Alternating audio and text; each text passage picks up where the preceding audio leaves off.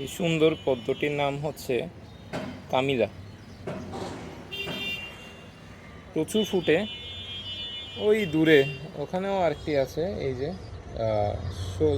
14 ইঞ্চি মনে হয়, 14 ইঞ্চি একটা টবে। আর এটা হচ্ছে 25 লিটারের গামলায়।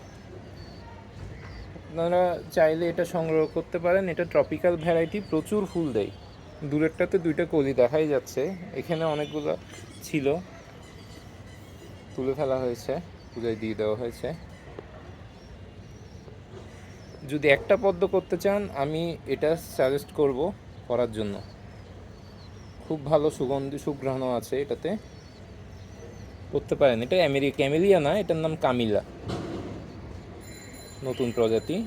চাইলে আমার কাছে এখন টিউবার আছে, টিউবার হতে পারে, আমার কাছ থেকেও নিতে পারেন চাইলে।